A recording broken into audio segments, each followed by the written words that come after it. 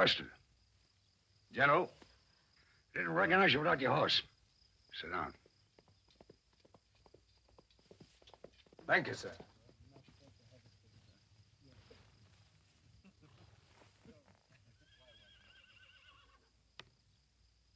Lincoln wants us to write personally to the widows and bereaved mothers. You knew Major Bridges, didn't you? I did. Dear Madam, as commanding general, I had the opportunity to know your late husband, Major Bridges, and I was present at his death. It may be of some comfort to you to know that he died like the coward he was, with his back to the enemy, climbing a fence to get away. What did you write? The usual, of course. He met his end unflinchingly despite the severity of his wounds and sacrificed his life so that others might live, etc., etc. Philip H. Sheridan, commanding general, Army of the Potomac. You're staying in the Army, aren't you, Custer? I like the life. You know that. And you want me to find a post for you, someplace lively, interesting. That's what I'm here for, General. There are some Indians out west that need killing. But that's a dirty job. Not the sort of thing that appeals to you, is it? No. No, you prefer a holy war. Save the Union, onward Christian soldiers, free the slaves. Well, I suppose I can't blame you. No one's gonna pin a medal on you for killing Indians and stealing their land. What's the matter? I'm concerned about you, son. You're the only man I know who reached the top of his profession and was on his way down before he was 30. What happens to a boy general when they don't need any more generals? I don't know. Tell me. Well, I suppose the boy general could become a boy farmer or a boy bank clerk or... How about a cowboy?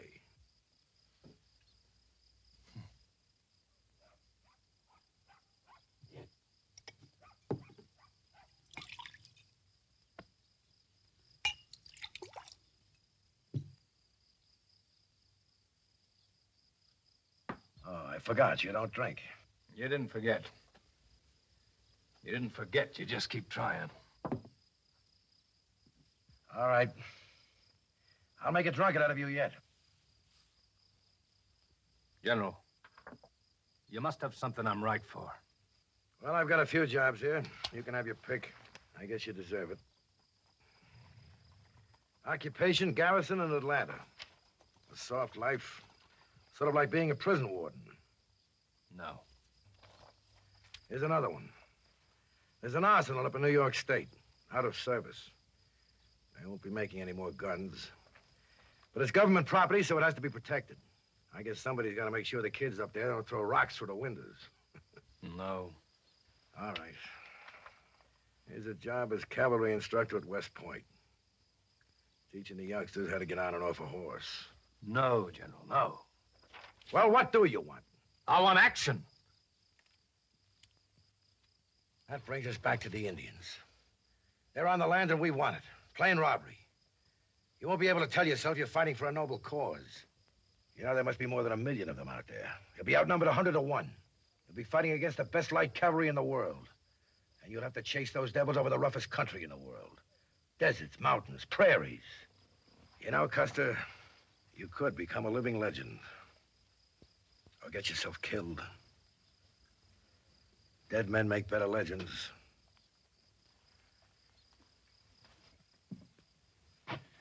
It's up to you. You want to go west?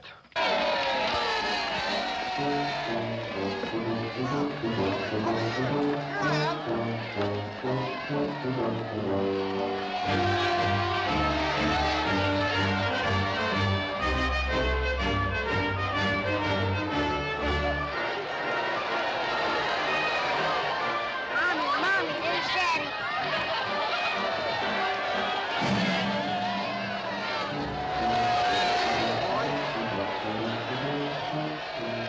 Look, there's Custer.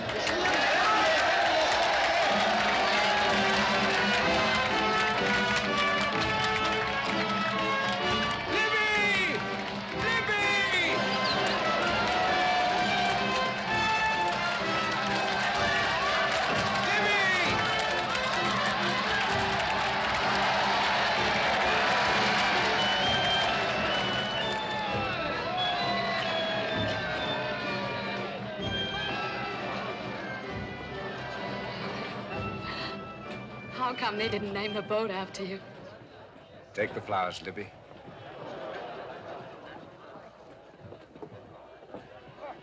Are you really a general, Audie? Do you think I hired this uniform? It's true what everyone's saying. You won the war all by yourself. No, I was only in 60 charges. I know I fought in every one of them, too. Alone in bed every night. You're not the only hero in the family. Did I tell you they built a statue of you outside the courthouse? How do I look? Just as you did getting off that boat. 10 feet tall. I used to go out there every day and sit beside you and knit.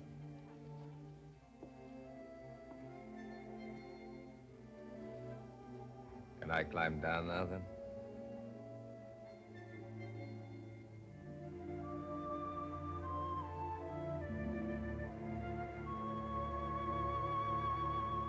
Where's your luggage?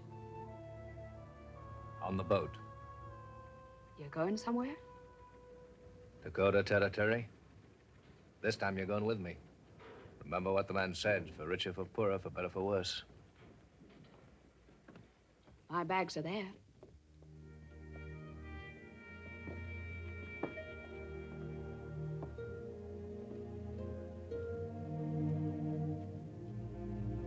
comfortable cabin.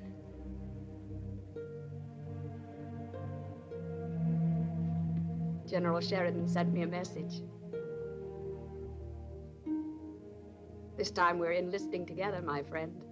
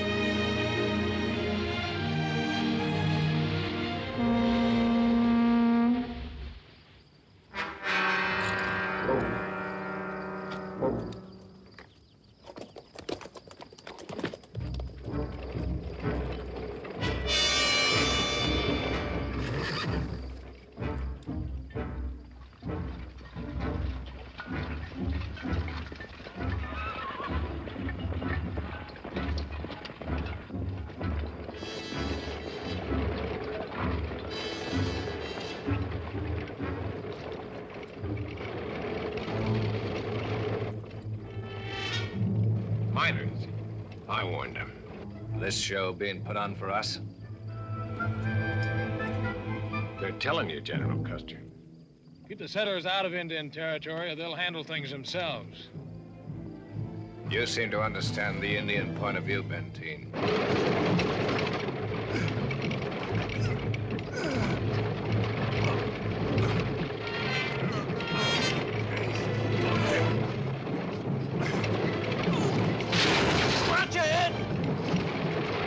Grab the stick! Grab it, Charlie, and try to steer! Try to steer it! Out, boy! We're coming to a left! Turn, push it to the left! Fire! All right, hold it steady now! Hold it, we're coming to a right turn now! All right, push it over! Over to the right!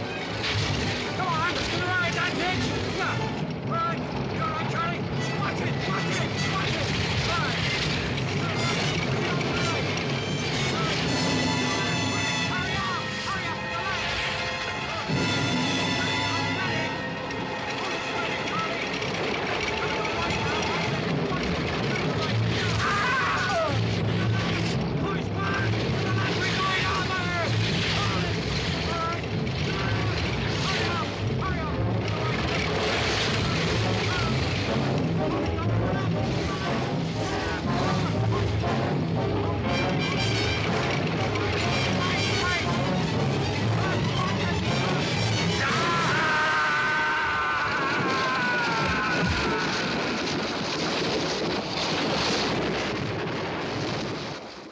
Dismount the men, prepare to fire.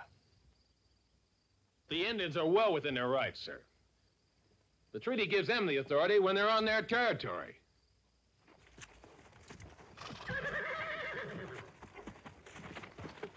Dismount!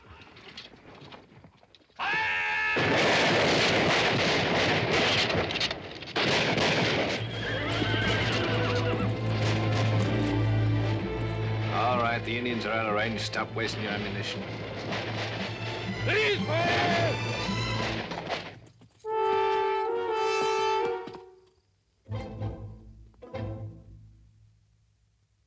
Attention! Present! Seven!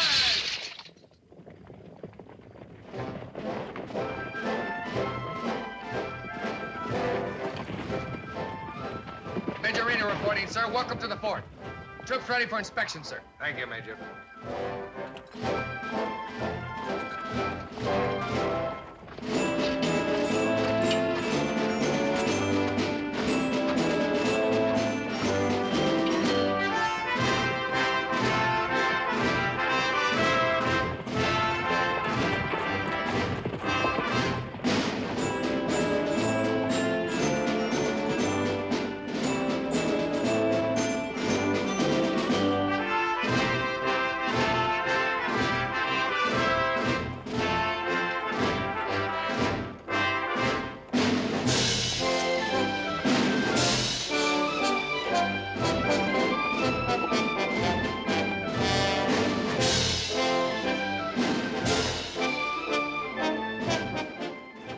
the parade met with your approval, sir. Very good. One observation.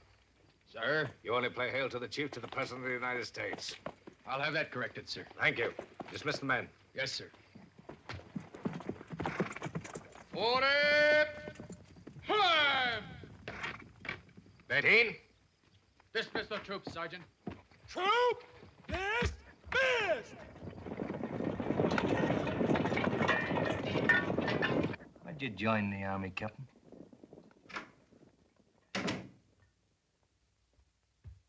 Come in, Major Reno. Just asking the captain here why he joined the Army. Sit down. You're a crusader, ain't you? You saved the Union? Now you want to save the world. Well, that's not the kind of army I'm gonna run. Yes, sir. Now, Major, what made you choose the military way of life? Well, sir, I was born into it. I came from a long line of professional soldiers, sir. My father fought with Andy Jackson, and my brother was at the Alamo. Your father drunk, too? I'd like to remind you, sir, that I'm an officer and a gentleman. I was wondering, Major, if you come from a long line of drunkards. By the way, that parade of yours out there, that was the most miserable-looking parade I ever saw in all my life. How many drinks do you have today, Major? 1 or 2? Can't remember? I'll tell you why you joined the Army. Yeah, because the Army give you a home. Because blind or sober, no matter how many drinks, you're entitled to the salute. You're entitled to the respect of every officer and man under your command. Major, there's no law says you can't drink. But if I find you drunk on duty, once, that long line of officers is gonna end right here.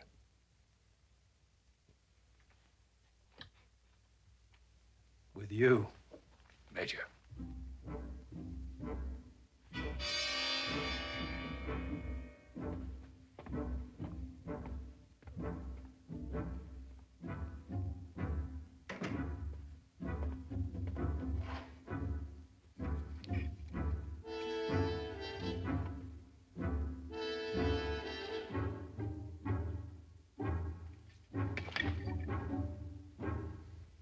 You like him as much as I do, Benteen.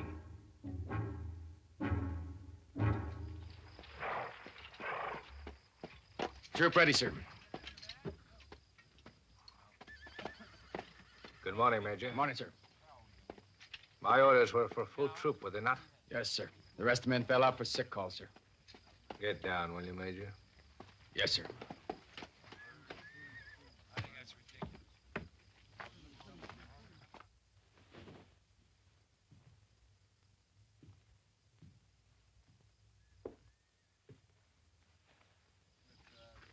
Morning, Sergeant. Got an epidemic here, have you? Malingerers, every one of them. Do you mind if I have a word with your patients if they're not too sick? They're as healthy as mules. Thank you, Sergeant. I want the cook, Major. Yes, sir. Now then, soldier. What's your ailment? Breathing, sir. Comes hard. My lungs, sir. You don't look too sick to me, Corporal. Appearances, sir. Inside them, rotting away. I see you've been in the Army a long time, Sergeant. Sergeant Buckley, 15 years, sir. This illness come over you sudden-like? Yes, sir. Must be catching, eh? Yes, sir. Yes, sir. All right, cook. Many of the men skip breakfast? None, sir. What do they have, a good meal? Yes, sir. Liver onions, Liver and onions? flapjack, Flapjacks? steak, Steak? fried potatoes, Fried potatoes? biscuits, Biscuits? pie, and coffee. Pie and coffee? All right, thank you, cook. Surgeon, this epidemic, do you think it's got something to do with my orders to move out against the Cheyenne? General, this epidemic is going to last just as long as your orders stand. Unless the men get the right treatment, of course, what would you prescribe? A little mild exercise, perhaps? Might be just the thing. I'd try it. With your permission. Major, I want all the men out here in 10 minutes with rifles and full packs. Yes, sir. That goes for officers, too, Major Reno. Yes, sir. You heard what the man said? On the parade ground, in full field gear, in 10 minutes. Get the lead out! Get going! Double time! Double time! Ho!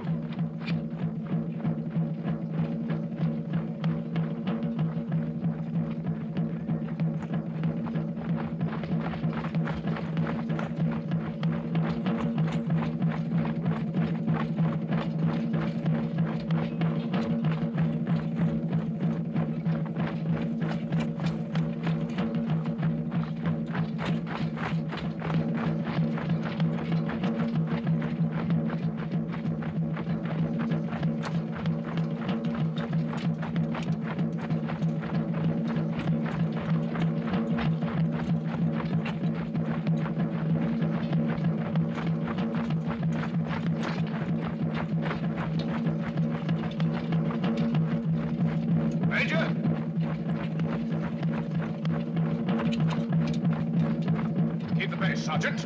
Up, 2, 3, 4. Pick him up. Up, 2, 3, hip, hip. Up, 2, 3. Up, 2, 3, 4. Up, hey. Up, 2, 3, 4. Hey, hey, hip.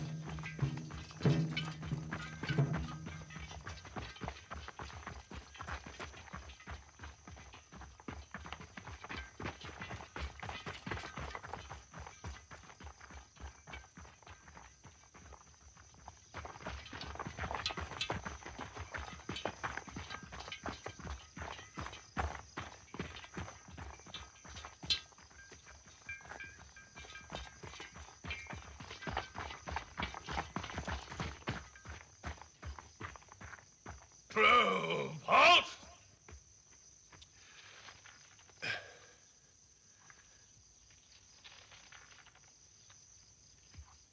Troop, attention!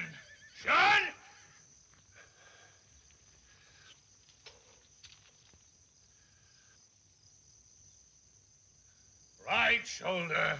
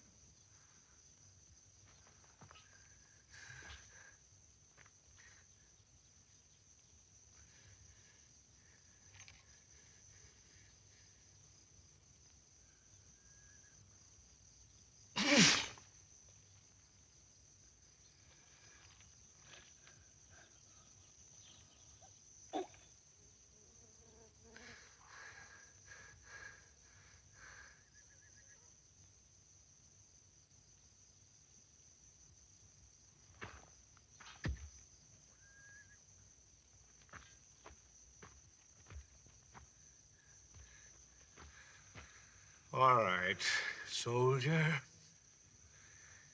Dismiss!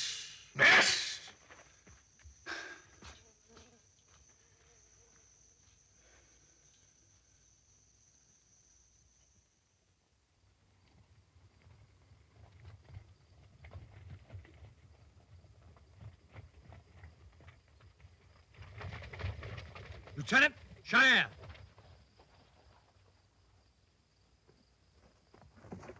What the hell are they doing off the reservation, sir? I don't know, but we're gonna take them right back.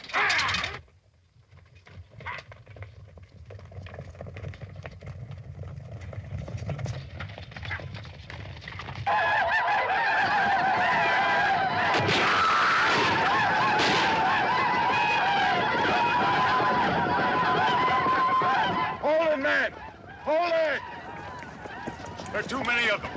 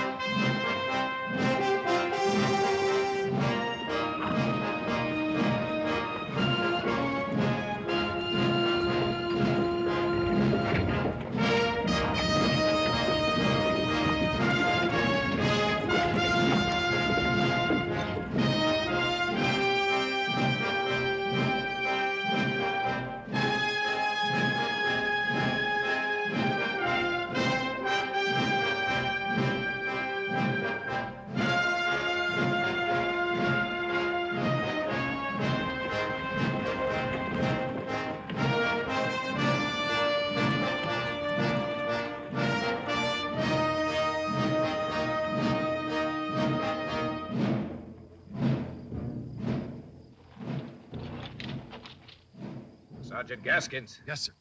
We'll split the column, take the wagons up the trail. Yes, sir.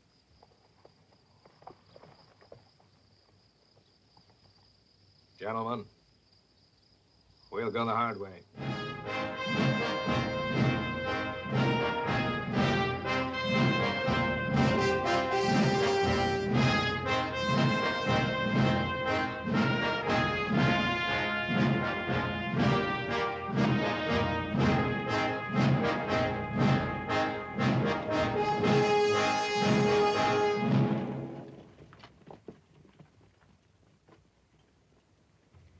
They're headed straight into the desert, sir.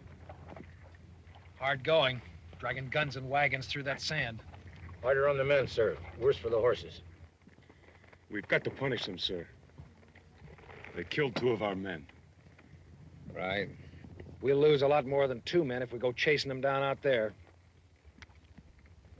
Now listen, there's 35 Indians out there. If we lose them, every Cheyenne on the reservation will figure he can get away with it, too.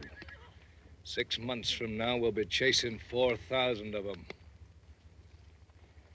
That's going to be much worse on the men and a lot harder on the horses. So give the order, Lieutenant. Yes, sir. All right, let's move them out.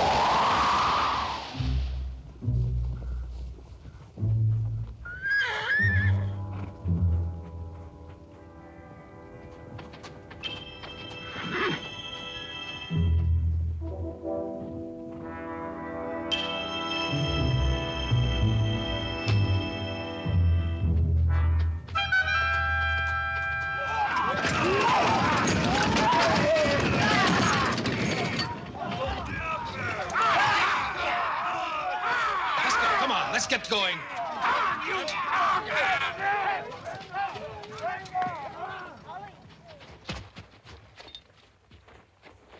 We can't move it any further. Take it apart. Put it on runners.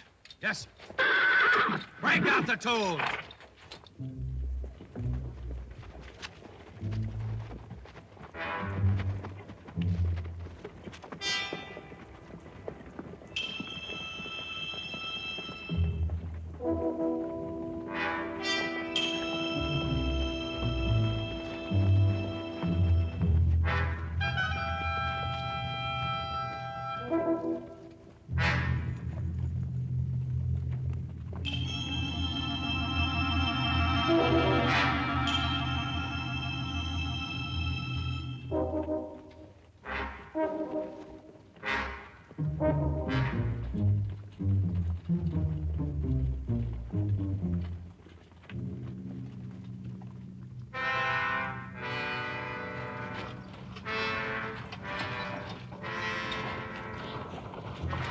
Give me some water. No. Give me some water. No water. I'm not thirsty. The Give me general's some water. order.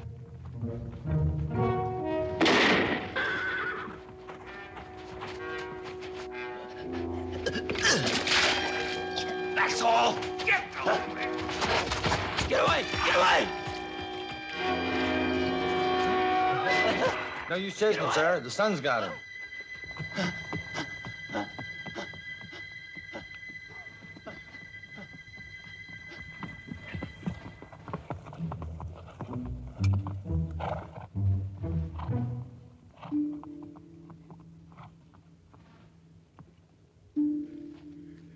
Get up, soldier.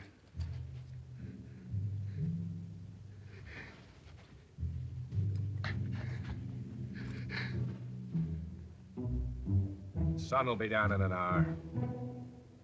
We'll all have a drink. Come on, boy.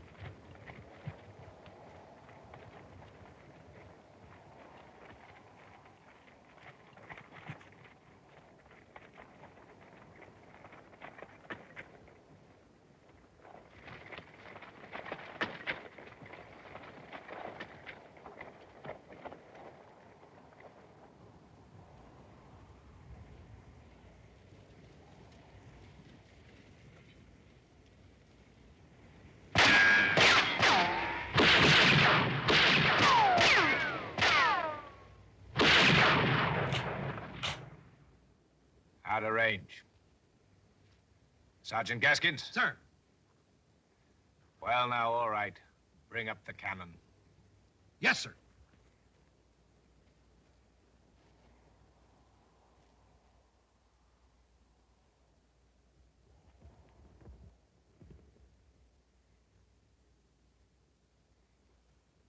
Fire!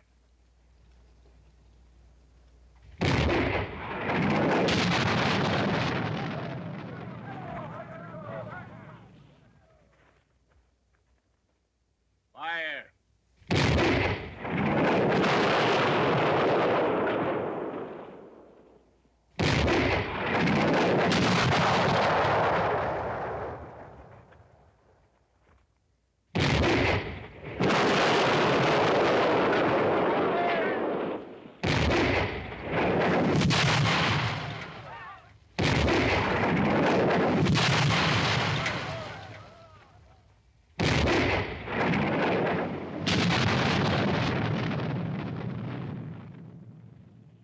All right, Sergeant. Move him out. Yes, sir. Move him out!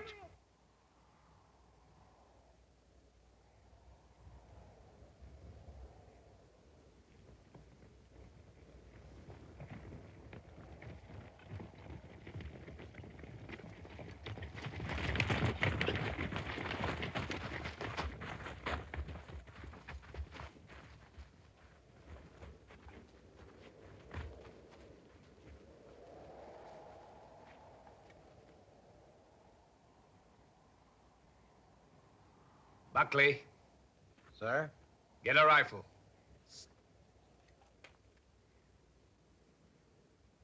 Shoot over their heads.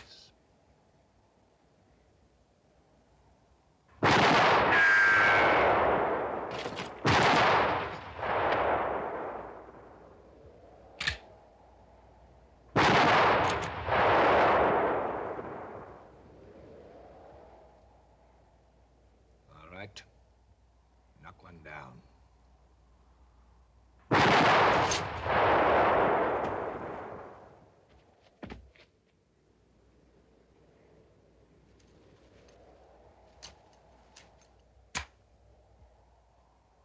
Give him another warning.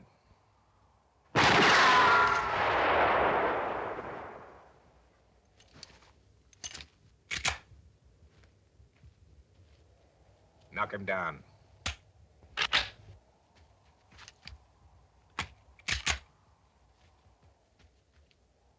Let me get him, sir. All right, all right.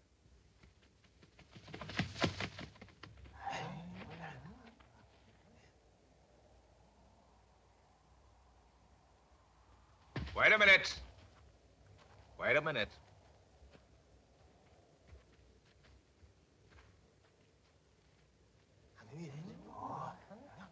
They think the chief turned into a bird.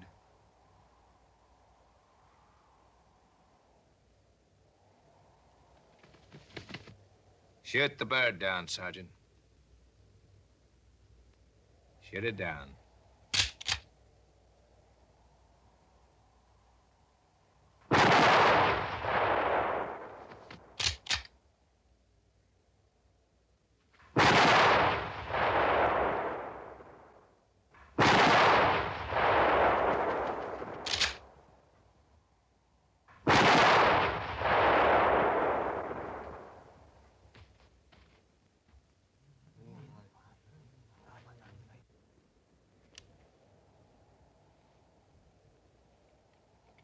Take care of the prisoners. Yes, sir. Come on.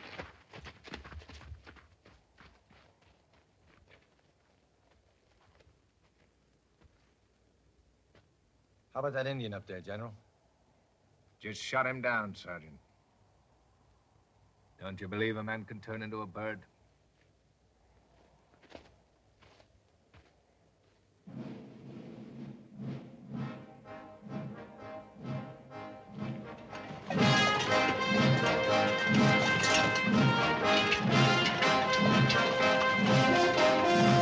Look at them, sir. They've got no fight left in them. We took the whole Cheyenne Nation with 265 men. Pizarro conquered Peru with 167.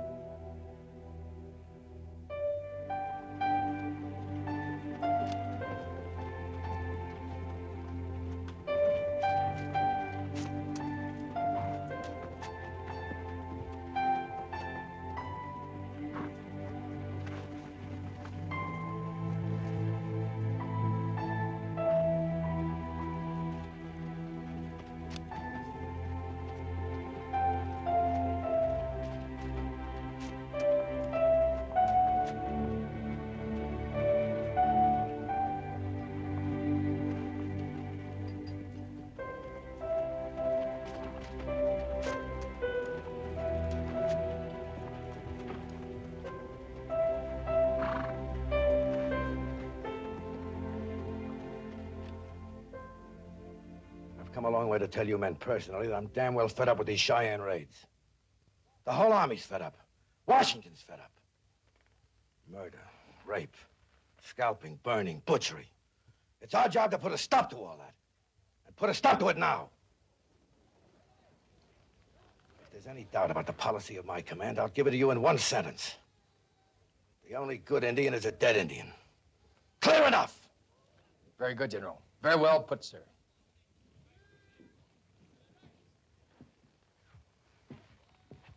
You don't look too happy, Captain. Don't you approve? I'm afraid I don't, sir. Since we steal their land and break our treaties, we have no excuse to murder them, too. Another bleeding heart. The country's full of bleeding hearts. Now we even have them in the army. Coffee, gentlemen? Just for two. That's all for now.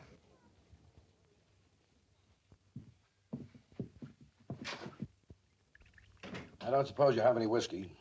No, I'm afraid not. I know you don't drink. But you might keep some around for those who do. I'll fetch some for you from the store. Thank you. Will there be anything else? Yes. You might tell me that you're pleased to see me. After all, your husband's becoming a national hero, thanks to me. Audie and I are grateful, General. You know that very well. Well, forget the whiskey. It's bad for the liver anyway. How's your liver, George? Fine, General. Stay healthy, George. Your country needs you. You're a lucky girl, Elizabeth. Yes, I know I am, General. Thank you. You two must have a lot to talk about. Excuse me. Now sit down and listen to me. There's an election coming up. The administration needs a victory. I promised them one. It's the wrong time of the year for a victory. Got to cross too many rivers, you know that. I just told you it's the right time, George. Election time. And it so happens the Cheyenne have broken the treaty. Left the reservation. Last month, we had orders to give the Cheyenne rifles so they could go hunting. Now you're telling me to kill them because they've gone hunting.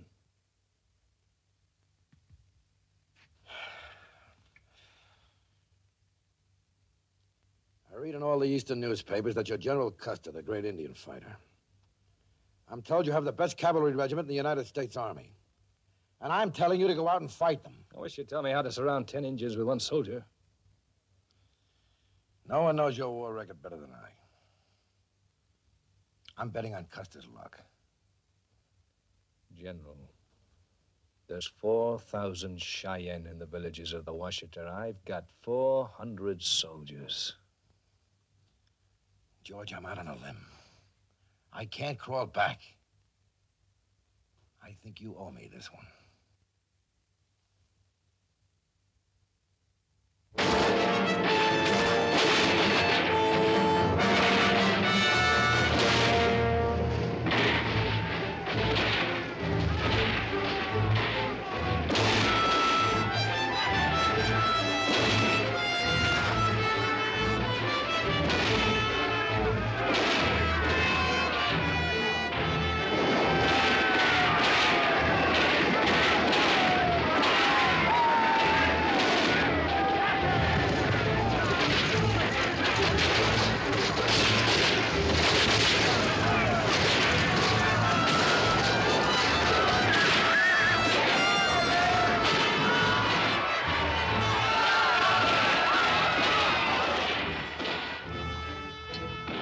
Take a dispatch to General Sheridan. Despite overwhelming odds, a great victory was won here today. Factors contributing to our success were: one, the Indians were asleep. Two, the women and children offered little resistance. Three, the Indians are bewildered by our change of policy.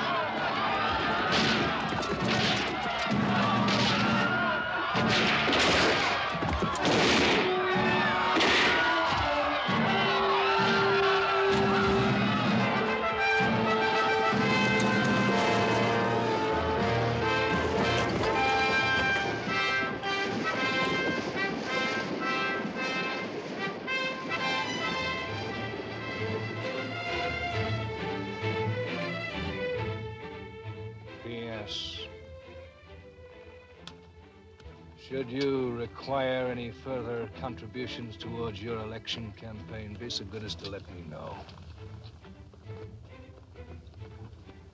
Your obedient servant, George.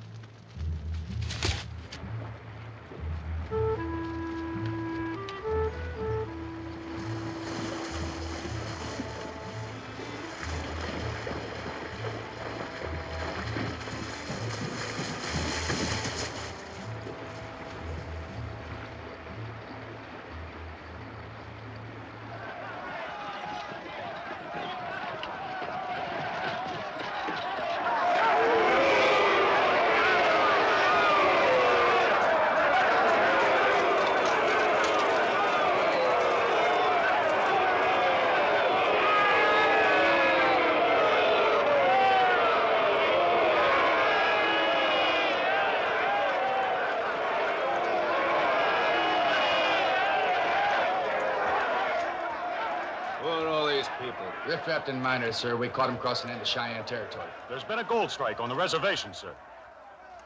Scout. Come on.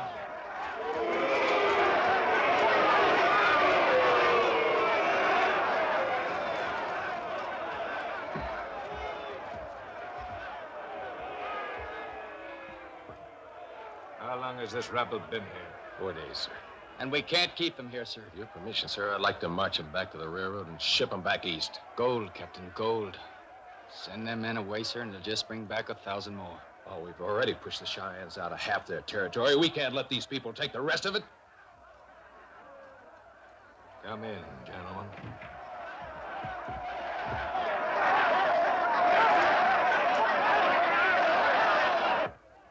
Odie, I forgot to give you this letter. It's from General Sheridan. Thank you, dear. Sorry to keep you waiting, gentlemen. Excuse me. All right. Go ahead, Captain. Tell him. Tell me what? I brought somebody to see you. Who? A Cheyenne. About what? Talk to him. He's right here. Make him any promises? I only promised him that you'd see him. Speak English? Been to Washington twice. Has negotiated 2 treaties, both of which we broke.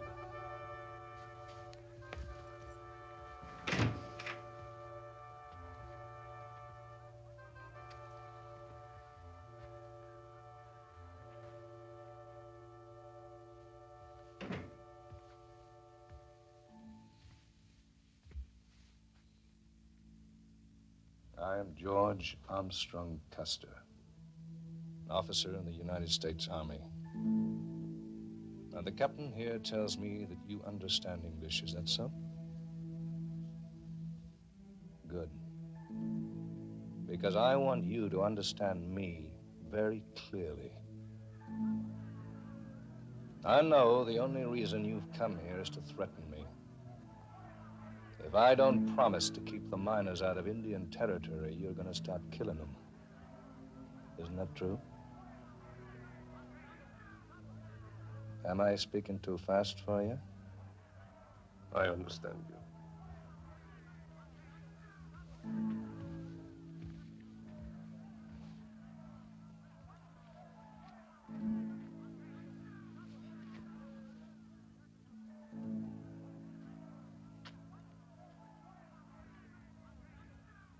I hope I can make it plain to you that I won't bargain with you about the miners. I will not be blackmailed into making any promises. I am not in a position to make any promises. Whatever I decide to do, I'll do it because it is right according to my way. Right. I know you got human rights, treaty rights, moral rights.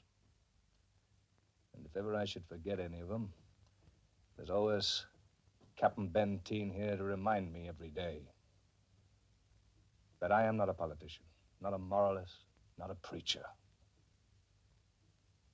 When I say moralist, I mean I'm not the best of all men.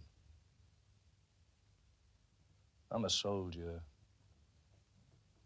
The only rights that concern me are the rights of my soldiers. The only duty that concerns me is the duty of my command. I'll make it very simple for you. The fact that we seem to be pushing you clear off the earth is not my responsibility. The problem is precisely the same as when you Cheyenne decided to take another tribe's hunting ground. You didn't ask them about their rights. You didn't care if they'd been there 1,000 years. You just had more men and more horses. You destroyed them in battle. You took what you wanted. And right or wrong, for better or worse, that is the way things seem to get done. That's history. I'm talking about history. You are a militarily defeated people. You are paying the price for being backward.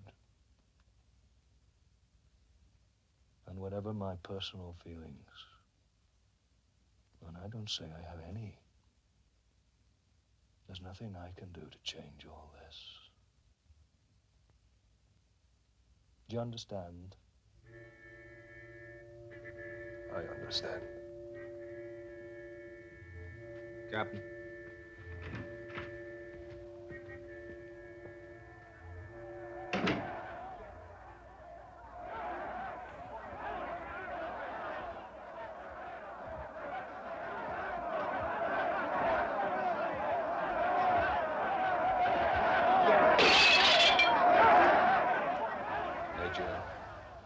See what's going on out there. Try and shut them up. Yes, sir.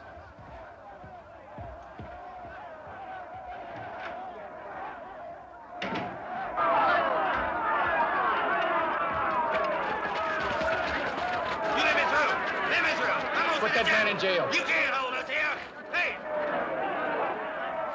What's going on here, Sergeant? We're gonna have trouble in here, Major. What are these men doing? We're digging for gold, sir. This is government property, mister. Save your breath, Major. We ain't stopping till you let us out of here. This is a parade ground. Yeah, we're gonna keep digging till there's no fort left. Just one big hole. One big hole. Take that pick away from me. Put those picks down. Put them down.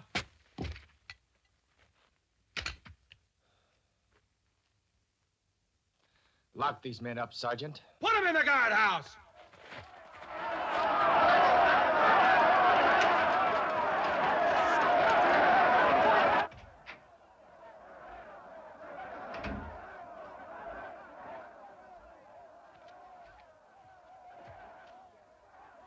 Did he say anything to you?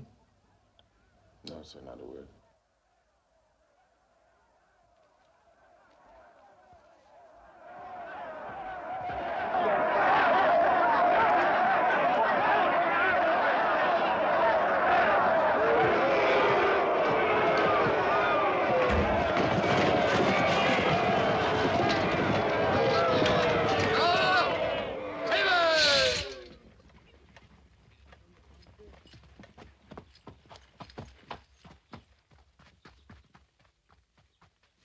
Sir, the second platoon's gone.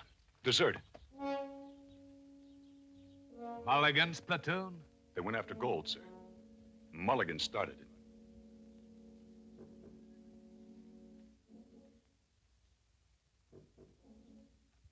Major. Get that mob out of here. Where, General? I don't care, Betty. Open the gates! Throw them all out! You're letting him go into Cheyenne territory. You know that, don't you? I know that, Benteen. I know that. Get them out! Yes, sir. Open the gates!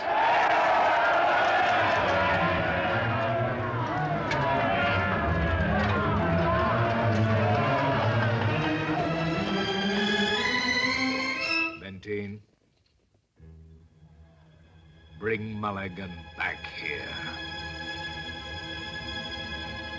Yes, sir.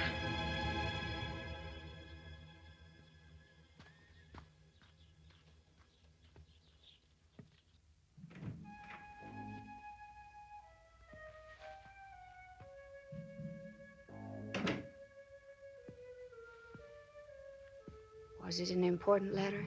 The one from General Sheridan?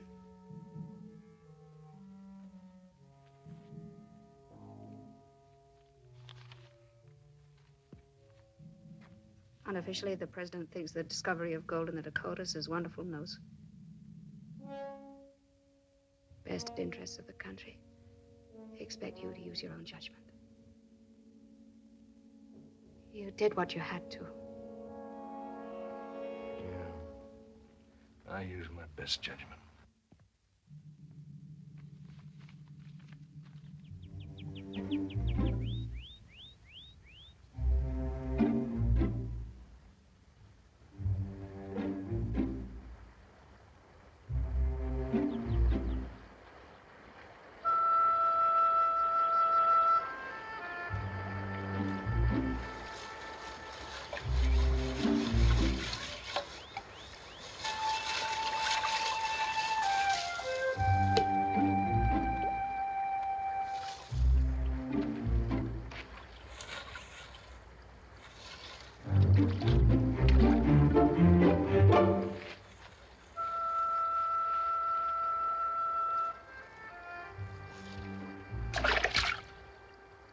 Captain!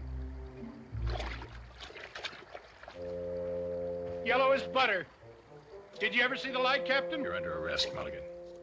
Mr. Mulligan's the name now, sir, and happy to see you this fine morning. Come off it, Patty. I'm taking you back for desertion. Desertion? If it's men you need, Captain, I'll buy you one in my place. 5. 50. I'll buy you a whole regiment. And every man in it'll be named Paddy Mulligan. Where are the others, Mulligan? The trouble started no sooner we were out the gate. Some wanted to go north, some wanted to go south. I should have known I couldn't get them to stick to hard work. For that matter, neither could I. I just wanted to take off my army boots and cool my feet in the clear waters of that stream. And that's how I found the gold. Lovely, isn't it? There's enough here for both of us, Captain. Think of all the good things a decent man like you could do with it.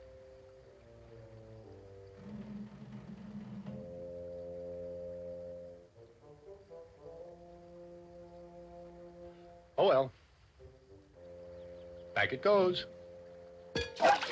Sooner or later, some other lucky man will find it. Well, now I guess I better put on my boots, huh?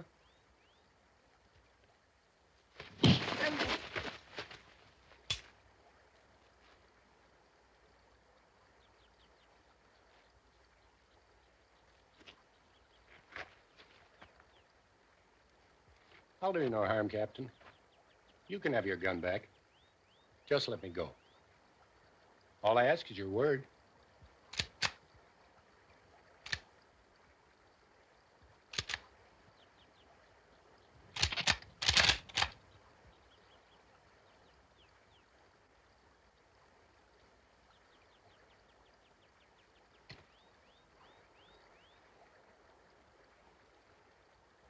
Desertion.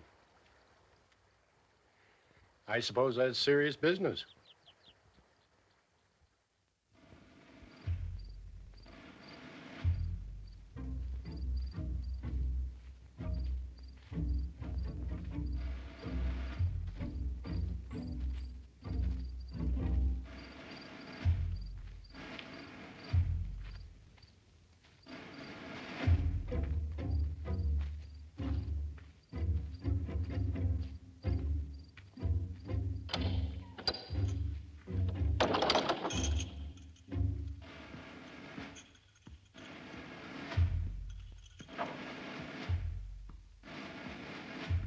At ease, Sergeant.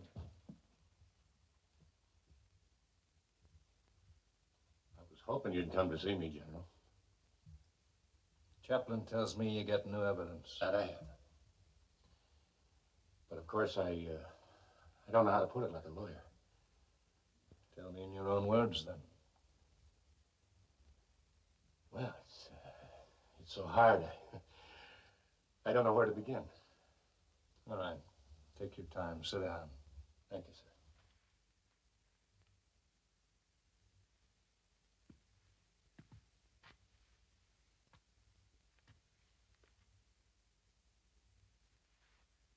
They asked me what I wanted. Anything you like, considering it's your last request, says the captain. Then I'll take strawberries. And if they ain't ripe, I'll wait. You get it? I told him I'd wait. Go on. I hope you're not in a hurry, General. If there's any man with his eye on the clock, it's me. Now, where was I? New evidence. Oh, yes. New evidence.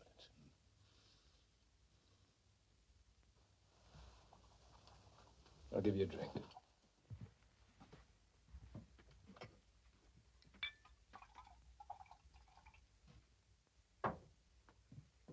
Thank you, sir. All right, sit down.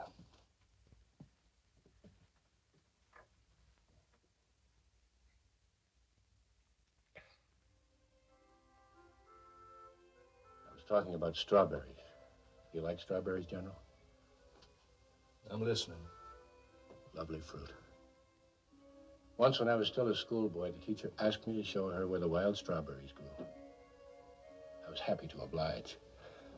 Her being a pretty thing and not much older than myself. Berry picking we went. It was a beautiful day. The berries were shining against the green like rubies. And after a while, she said to me, "Mulligan, you're giving them all to me." And I looked in her basket, and it was true. Strange. And then I understood. I was in love. It was the first time. Sergeant, if it's company you want, I'll send back the chaplain. Come morning, you'll be taking more than a few minutes of my time, General.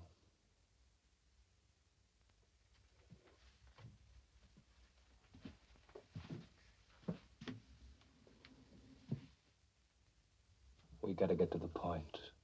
Yes, sir. That's right. Sergeant, your appeal has been processed and denied. Now you have got to present me with new facts. Facts. That's right. Facts. That's what the men all admire about you, General. You always know all the facts. You're talking off the point. I'm talking for my life, General. You haven't said a single word I could give to a court in new evidence. You haven't said anything to make me think that you wouldn't desert all over again. Rules, regulations, court-martials. I'm talking about the juice in a man's veins. I'm talking about all the good times you never had. Off the point, you say. Well, drinking, girls, smoking cigars, chasing rainbows. That's the point. You've got no feelings, General. There's just an empty place inside. A hole stuffed with rubbish. The flag, the regiment, duty. You listen to me, Mulligan. You didn't think twice about the soldiers you left behind to do your job. Or maybe they'd get killed doing it.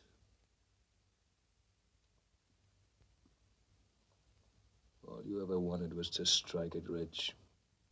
Well, it wasn't to get rich. I didn't desert for the gold. It was for all those other reasons. That's what I've been trying to tell you. Those are the facts.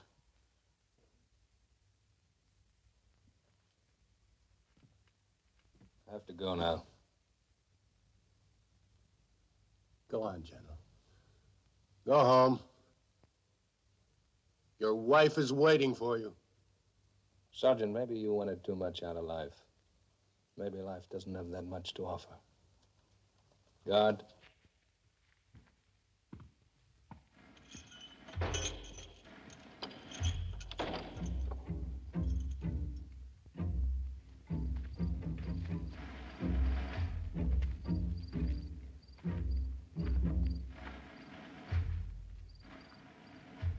Tomorrow, sir. Daybreak.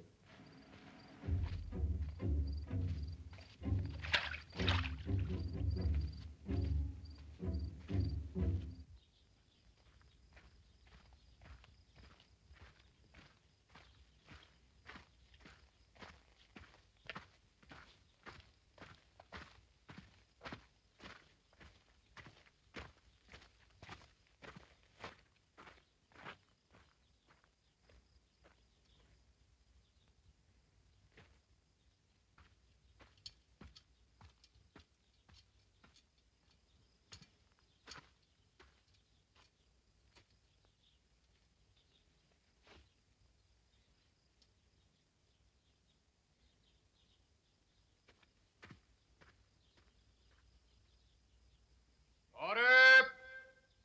Arms! Ready!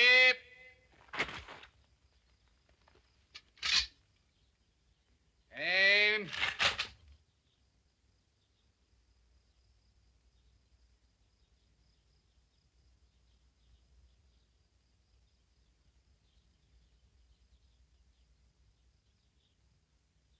Fire!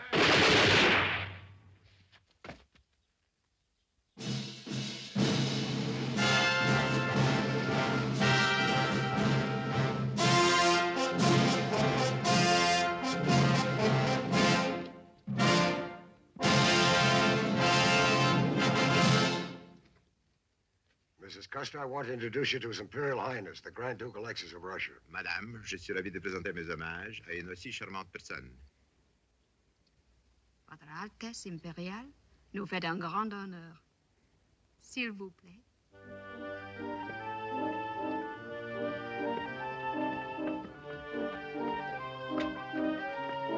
You know, that Duke's really a nice guy. Too bad I never know what the hell he's talking about. Why don't you learn French? It's the language of diplomacy. You trying to tell me I'm not diplomatic? What's he doing here? Well, you know we bought Alaska from the Russians. So we're gonna fight the Eskimos? Now, George, that's not fair.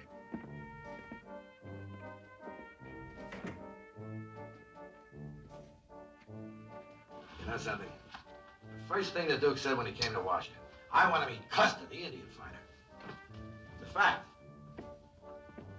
Yeah, you're a big man along the Volga. You know something? You're not doing so badly at Washington either. You've got a lot of important friends there. Who?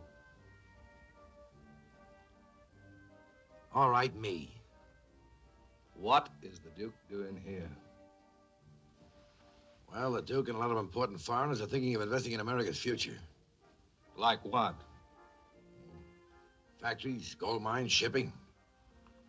Railroads? It's a big country. You can't cross from one side to the other without going through the middle. Yeah, and the middle's Indian territory.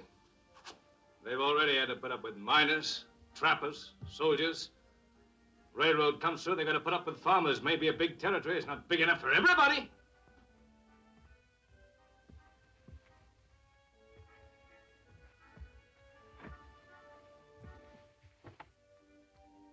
All right, then something's got to give, doesn't it?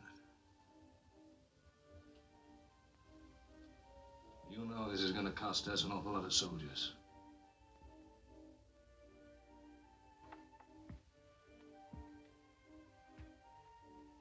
I'm just a messenger boy. I got the message, now you've got it. Well, they tell me you're not supposed to keep royalty waiting.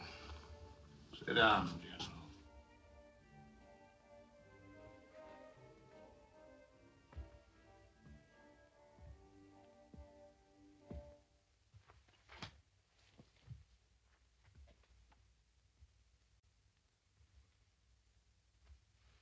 You said I got friends in Washington.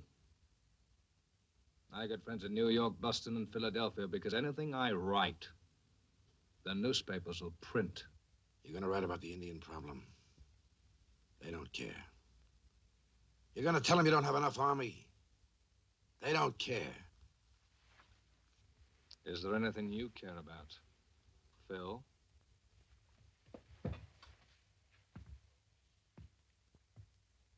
I won't try to stop you.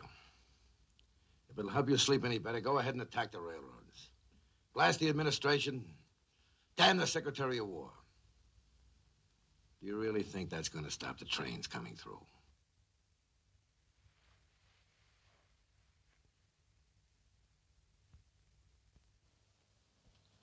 Seems like every time we get together, we get into a fight, George. Bill, how soon does the railroad come through? It's here now. They're laying track along the Bozeman Trail.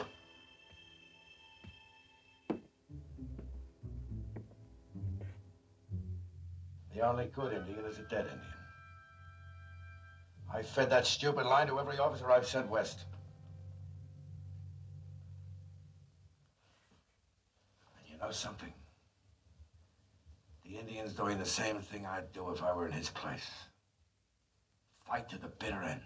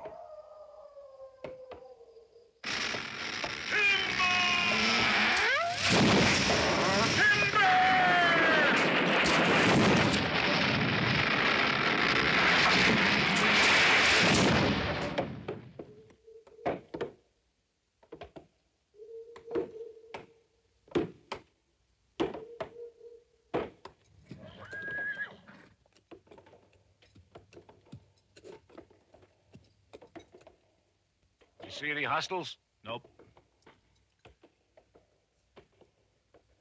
They're here, all right. I can feel it.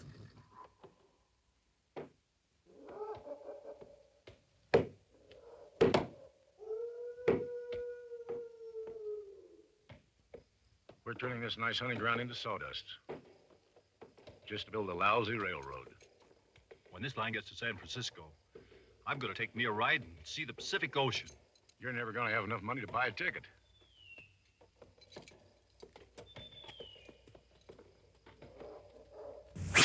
Oh! Ah!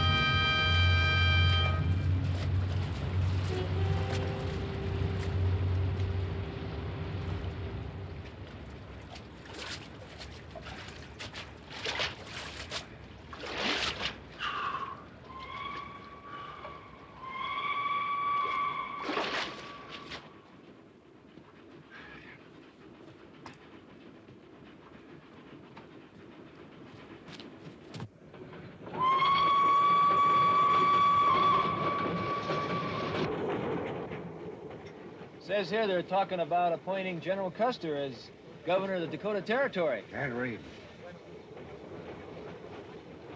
Can't read, son, never could. My kind of business, a man don't need to read.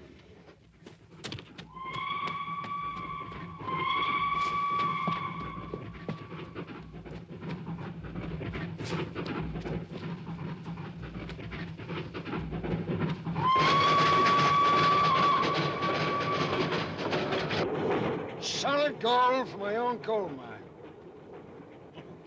Chain, too. Ring, too. These days, I don't like anything but gold to touch my skin. Even here in my mouth, son. See that? You know why, son? You know why? I like the taste of gold.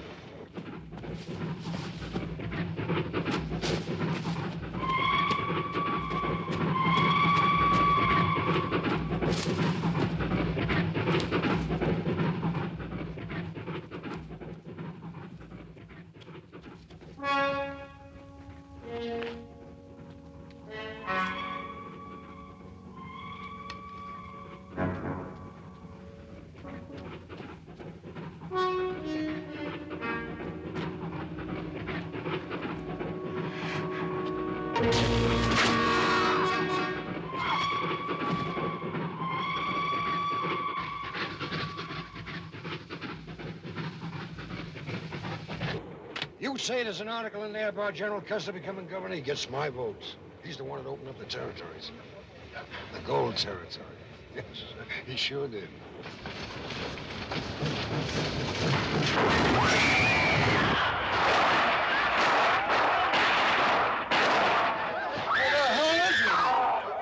Oh, General Custer, supposed to be guarding us. Stay down. I can uncouple the car. We can roll down. I'll cover you.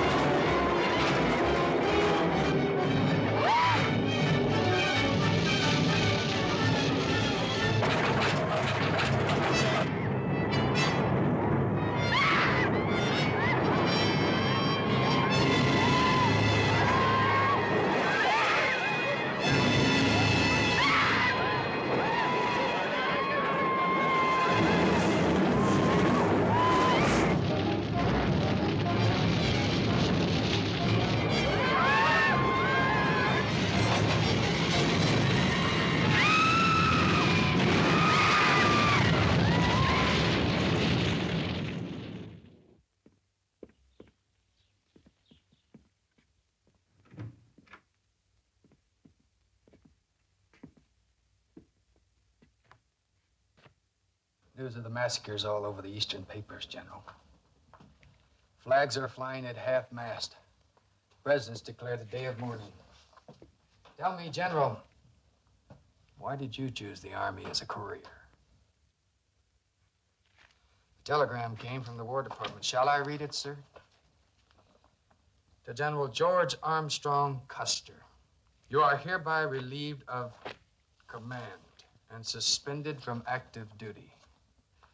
You are ordered to report to Washington, D.C. within 30 days from the receipt of this telegram, to appear before a U.S. Congressional Committee investigating conditions in the Indian Territories.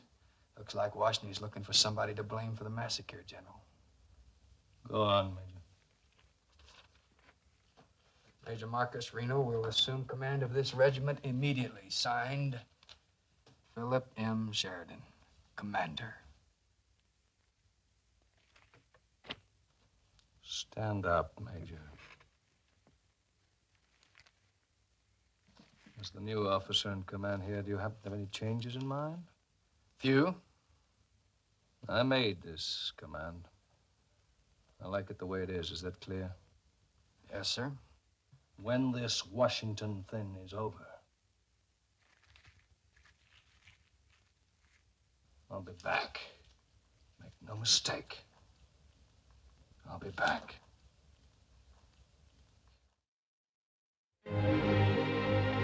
Honored members of the Senate and the House of Representatives,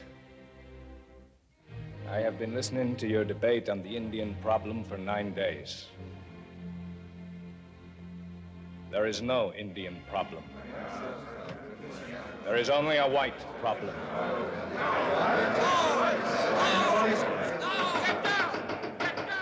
You asked why we nurse hostile tribes one day and kill them the next. Why we sign treaties with one hand and shoot them down with the other. The answer in a single word is corruption.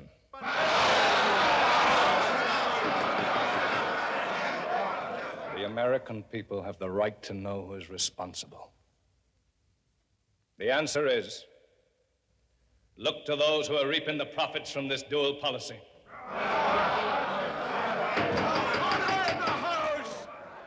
There is no point in investigating the military. I defy you to find a single rich officer in the entire United States Army. There's no soldier with his safe stuffed with gold bonds and railroad shares. The guilty parties. You are going to have to look right here in Washington.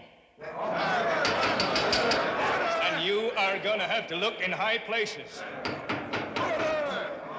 I know the men who are responsible. And I'm going to give you their names.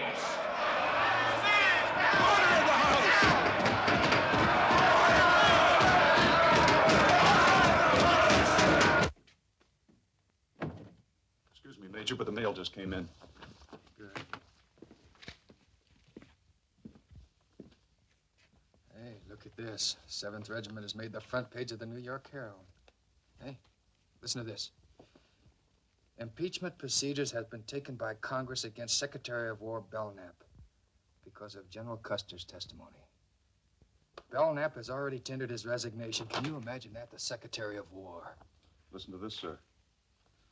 Orville Grant, brother of President Ulysses S. Grant, was accused by General Custer of accepting a $1,000 bribe. Where? Here. Brother of the President. Can you imagine? Custer really knows how to hit him where it hurts, doesn't he? Boy. I wonder what happens to the general now. I'll tell you what happens to Custer. The big brass won't kick him out of the Army. No, he's too popular for that now. They got their own way of handling his kind. You know what they'll do? They'll probably send him off to Europe to count the horses in the Russian Army. Or they'll just leave him on suspension, indefinitely, without pay, until he rots. He'll just sit around, knock on doors, write letters, and eat his heart out. Finally, he'll wind up in some hotel lobby talking to strangers, telling them what a big man he used to be. And it'll serve him right.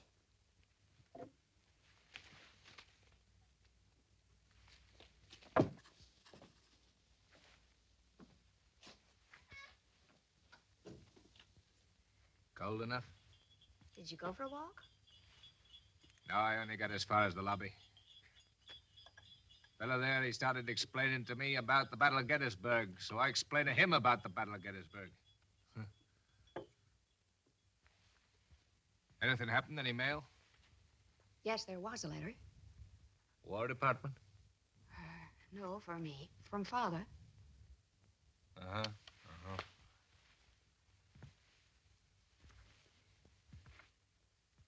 Did you see Sheridan? No, well, his adjutant left me word that he'd see me this week for sure. He doesn't want to see you, Artie.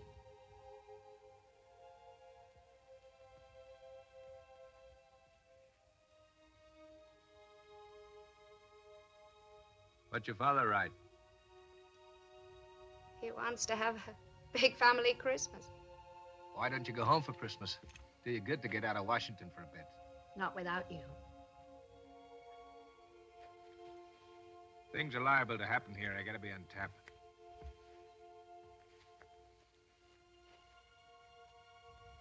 Let's go back to Michigan. No, I gotta stay here. The Army needs men like me. Sooner or later, they'll find that out.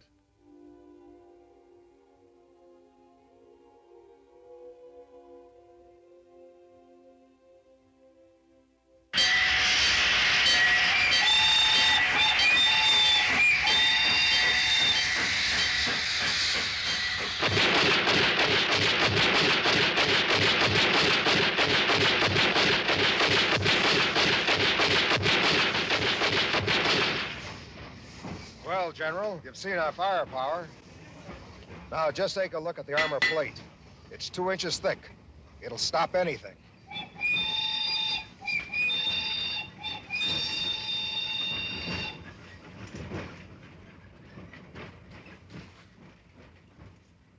Why'd you bring me here? You want your command back, don't you? What's this got to do with it? Everything. Just tell the gentleman you'll sponsor it to the War Department. Why'd he come to you? Why didn't he come directly to me? Any questions, General? Any suggestions? Yeah, I don't see any place for the horses. That's right, sir. There won't be any. The cavalry's a thing of the past. The object of war is to defeat the enemy, isn't it? And it doesn't matter how? No, sir. It doesn't matter how. All right, sir. Thank you for the demonstration.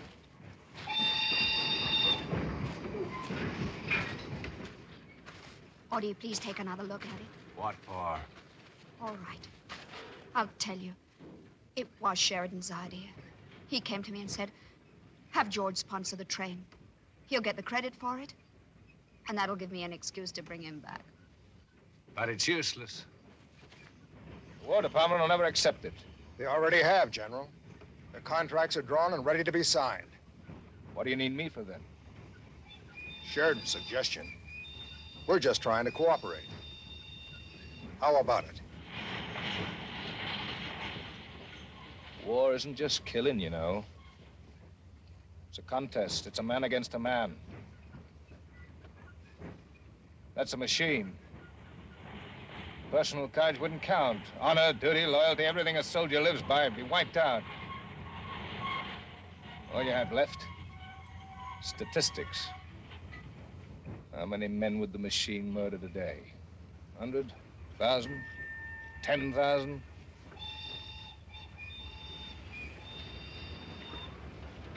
This is the future. I don't want any part of it. Where does that leave you?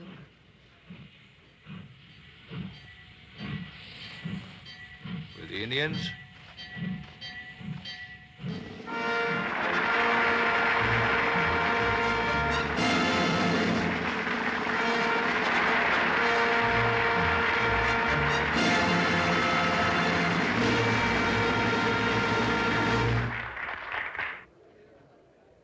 What's next on the program? It's not a program. It's an invitation from Sheridan as the officers' annual reunion party. When? Tonight? That would be a good chance to talk to him. Yeah.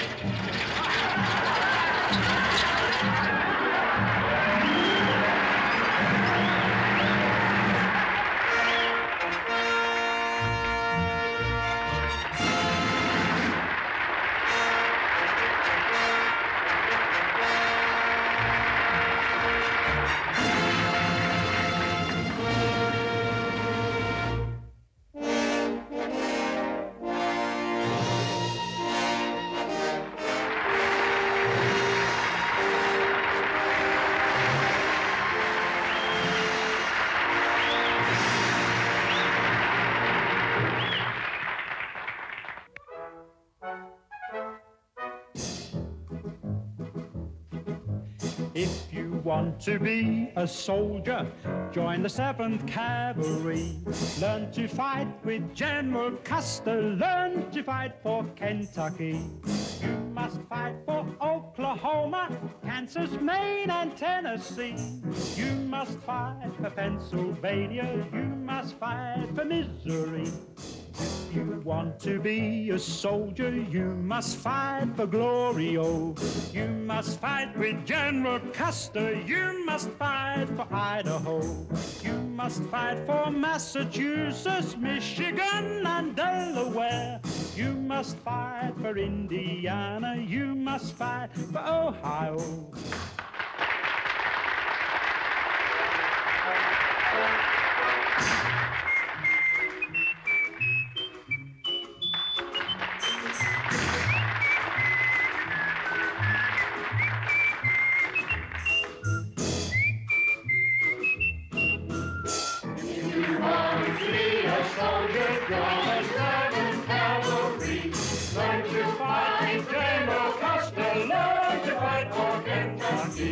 You must fight for Oklahoma, Kansas, Maine, and Tennessee. You must fight for Pennsylvania. You must fight for me. Libby.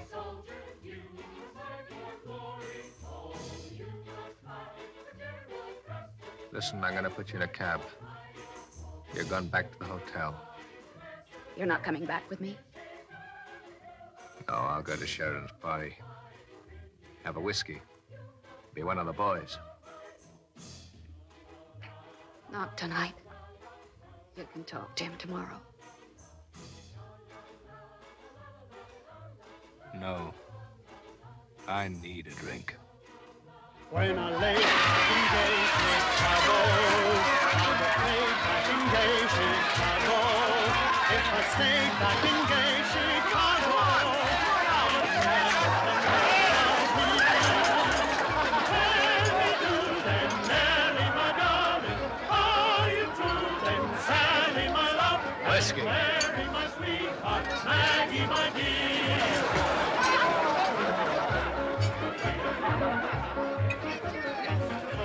The winds keep blowing. In Dakota, it's always snowing. If I'd known where the rails was going, I'd have never come way out here. Tell me, do then, Mary, my darling, are you true then, Sally, my love, and Mary, my sweetheart, Maggie, my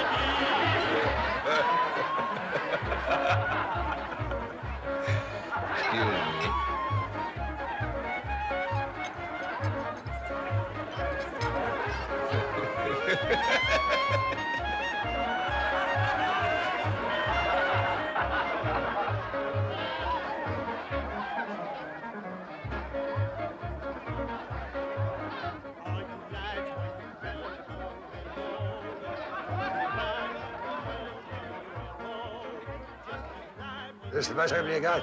I'm afraid so, sir. Everything else is taken. All right, bring us a bottle of champagne. Certainly, sir.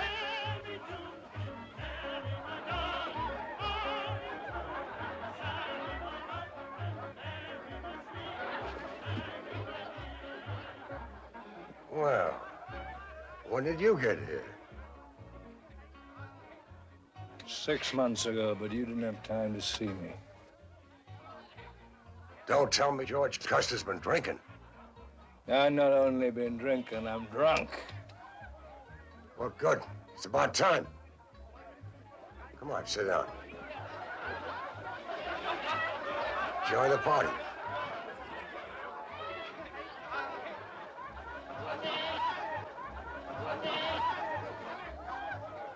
Take it easy, that's not sarsaparilla. I came here to see you. No serious talk tonight, George. Tomorrow. My regiment's got notice. It's gonna be another big Indian war, that right? I tried to get you back, George, but after you shot your mouth off in Congress, I couldn't. The president hates your guts. Why the hell did you have to name his brother Orville?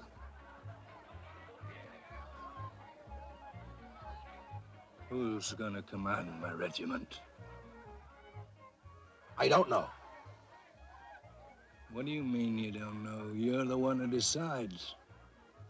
George, for 9 days I sat in that congressional hearing room waiting for you to name me. You didn't. Okay, I appreciate that. I haven't forgotten. But I can't budge the president.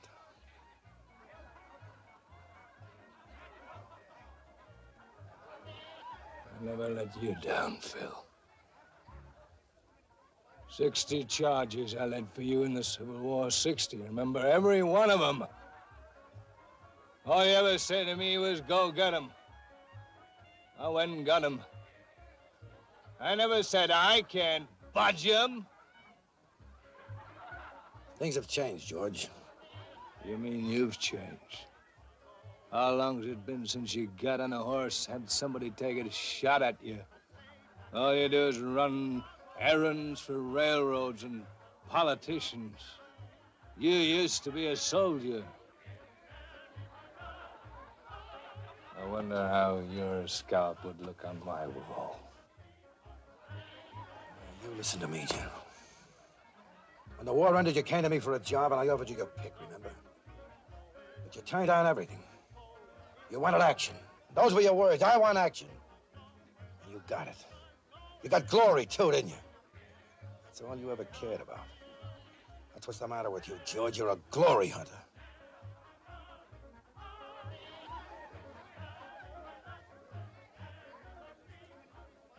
Now, George, this is a party, and we're all a little bit drunk. So we're gonna forget everything that's been said here tonight. All of it.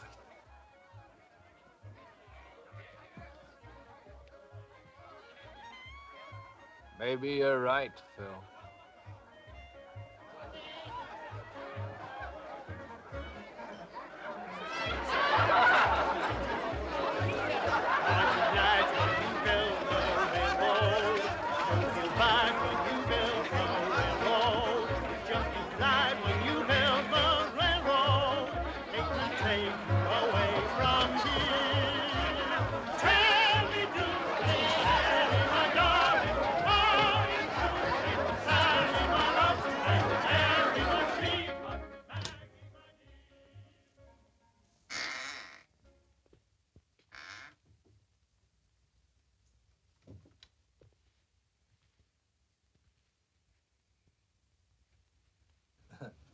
Dear, I need pen and ink. I gotta write a letter.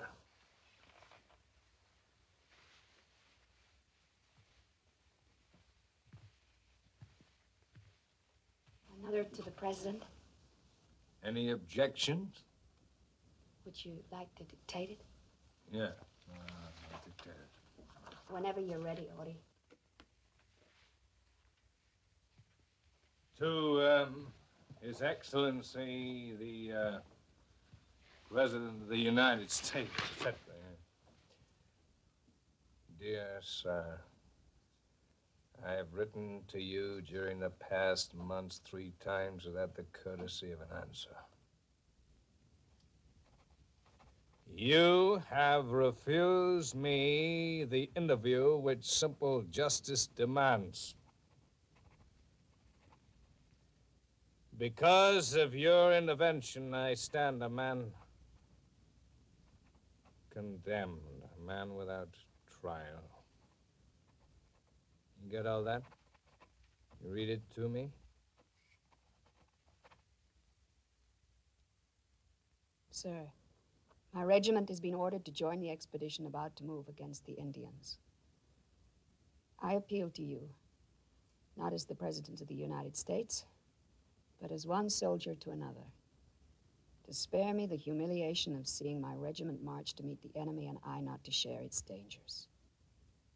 One soldier to another. Libby, I think you might have done it.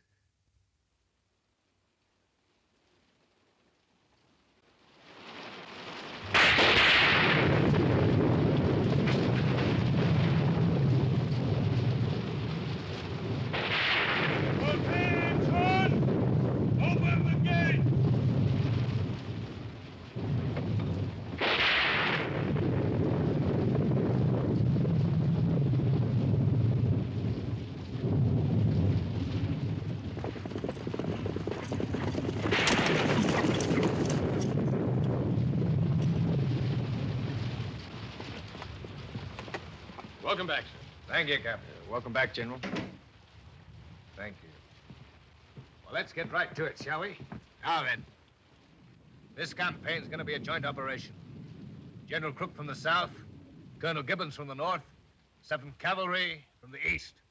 The rendezvous here, Little Bighorn, June the 26th. We should have hit them 3 months ago, General. From my scout report, there's more out there than a few hostiles. Yes, sir. They're building up strength every day. The Cheyenne, the Sioux, the Oglala, the Miniconjou. Give me the reports, Major. Yes, sir.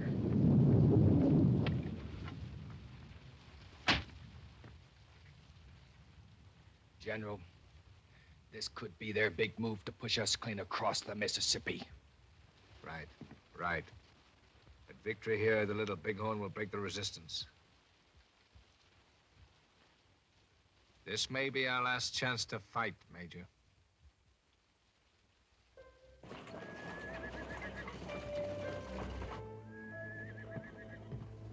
You've lost a button. This one matches. I'll sew it on. It won't take a minute. Where's my needle? I had it a second ago. Where is it? I just had it here. Doesn't matter. But it was just here. Dear, don't bother about it. But it would be so simple to sew on if I had it.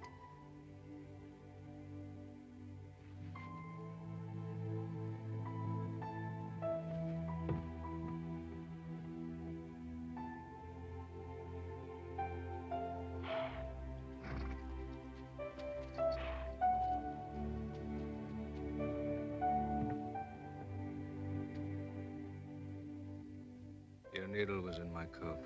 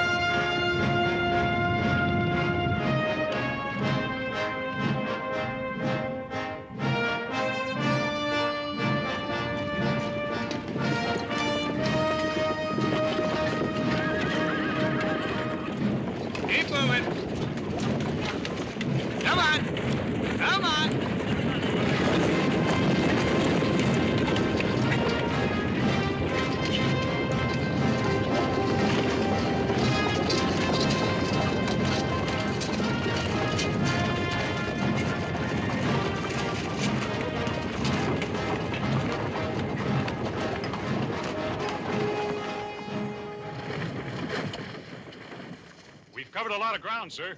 When do we make camp? We don't, Lieutenant. General's orders. Keep the troops moving. Yes, sir. We keep pushing at this rate, we're going to reach the Little Bighorn a day before those other 2 columns. He wants to win the war single-handed, Benteen. I don't think he cares whether he wins or not, as long as he's up there leading that charge.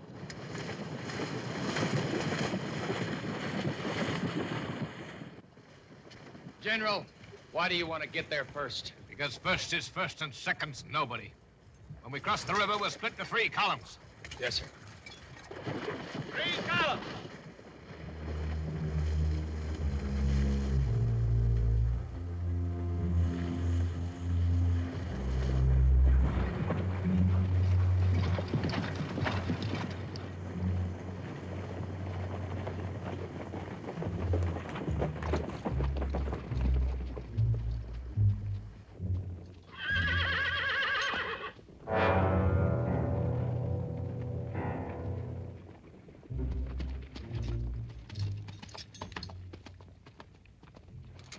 Sioux, war party. Maybe 300 or 400. Which way are they heading? They're just waiting. Sergeant? Yes, sir. Have the men take cover in those trees and set up a perimeter defense. Yes, sir. Take cover!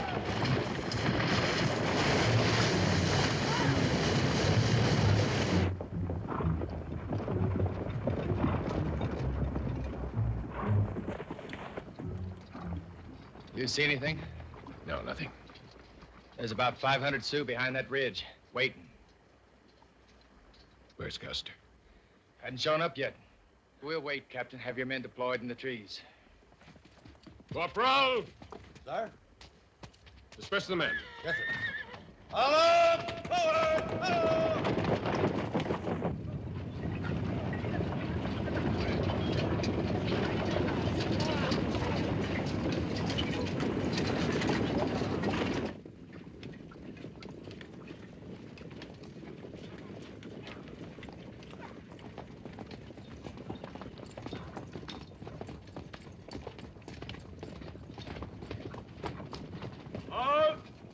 Howells. Yes, sir. You wait here, I go ahead. Alone, sir? With the scout. Could I go with you, sir? There might be some action. Hot for glory, ain't you, Lieutenant? You don't win a general star staying behind, do you, sir?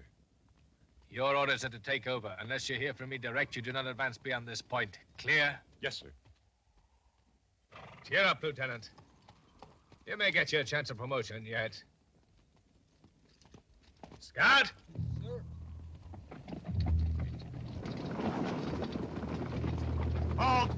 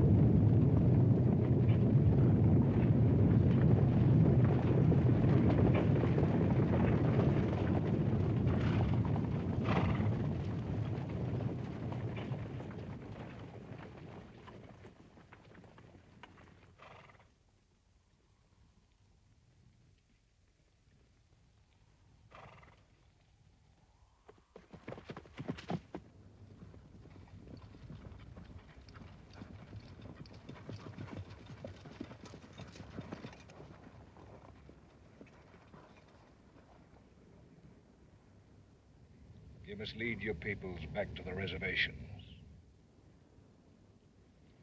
You must go back. I have been waiting for you, Yellow Hair. There are 3 armies on the way. They'll wipe you out. They'll be here tomorrow.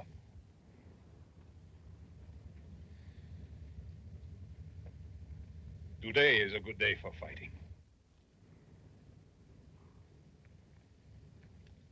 Our fighting. It's over. It's over, I tell you. Trains. Steel. Guns that kill by thousands. No horses! It's over. Steel. Just steel. No men. All this, it's finished. This is all over! For the last time, then.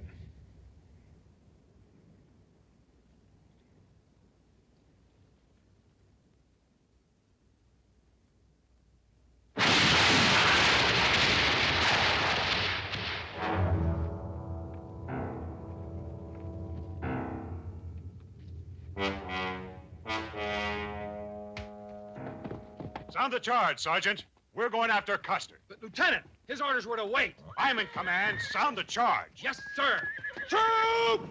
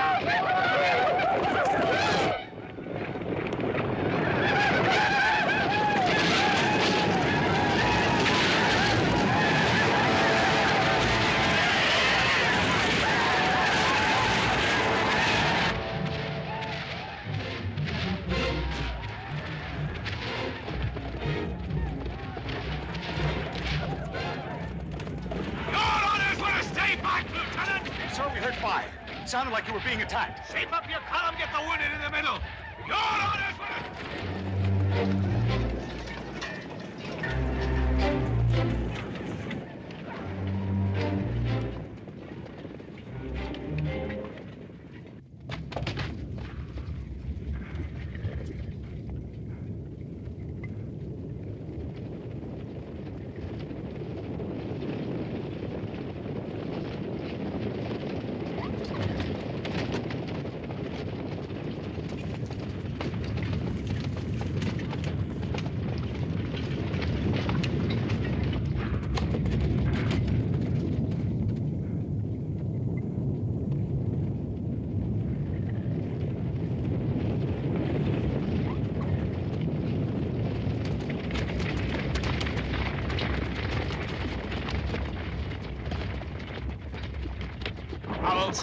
Sir? Take a message to Reno and Benteen. I want them men up here quick. Yes, sir. You four at the end of the column, follow me.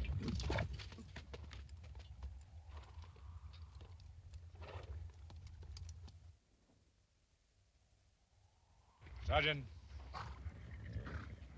we're gonna have to stand here. Form a perimeter. All right, give the order. Dismount. Dismount!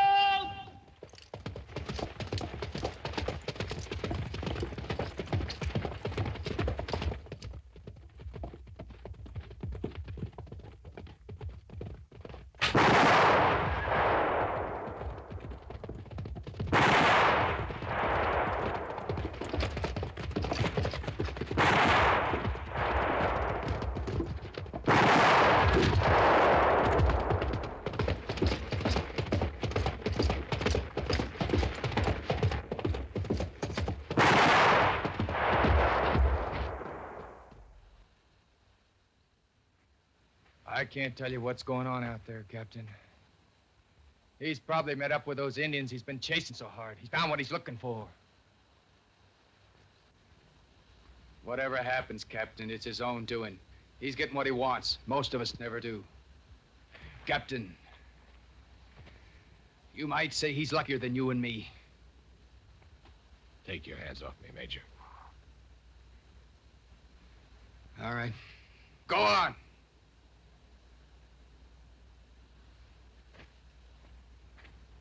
But don't you forget, Captain, for the record, I'm cold stone sober.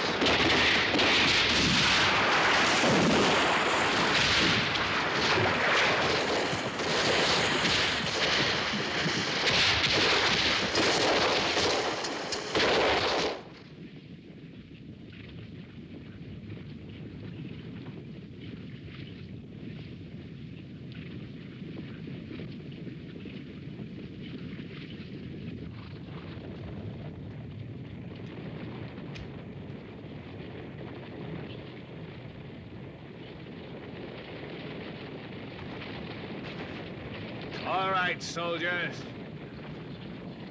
Hold your fire until I give the order.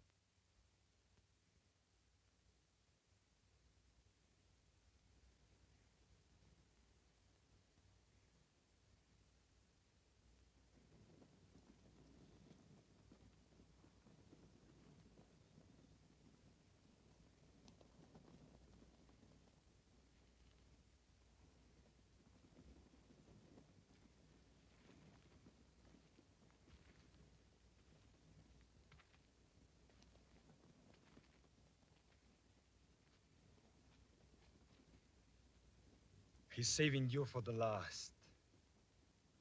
I know. Don't let him take you, General.